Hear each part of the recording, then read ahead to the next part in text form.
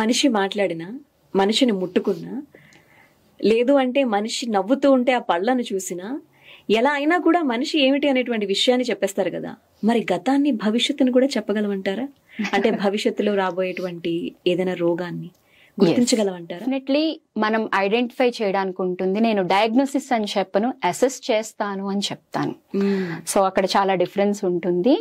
Future లో వచ్చే problems ని మనం ముందుగానే ఐడెంటిఫై చేయడానికి ఛాన్సెస్ ఉంటుంది. ఫర్ ఎగ్జాంపుల్ టూత్ డయాగ్నోసిస్ గురించి తీసుకుంటే మన నోట్లో ఫస్ట్ కనిపించే పళ్ళు ఉన్నాయి కదండి, ఇన్సిజర్స్ అంటారు. సో ఆ పళ్ళు గనక మనకి బ్లాక్ గా టర్న్ అవుట్ అవుతున్నా, చేంజెస్ ఏదైనా ఉన్నా సరే, వాళ్ళ బాడీలో యూటరస్ కి సంబంధించి కానీ, male genital organs, kidney, urinary bladder, వీటికి సంబంధించి ఎనర్జీస్ తక్కువగా అందుతున్నాయి. సో వాటి ఫంక్షనాలిటీలో ఎఫెక్ట్ అవ్వబోతుంది అని మనం కనీసం ఒక 10 ఏళ్ళు ముందుగానే మనం అనలైజ్ చేయడానికి ఛాన్సెస్ ఉంటాయి.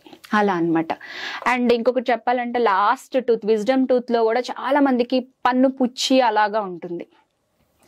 సో అది ఉన్నప్పుడు జనరల్లీ స్మాల్ ఇంటెస్టైన్, హార్ట్, ఆ రెండు కూడా వాళ్ళకి ఎఫెక్ట్ అవ్వబోతున్నాయి అని అర్థం అనమాట.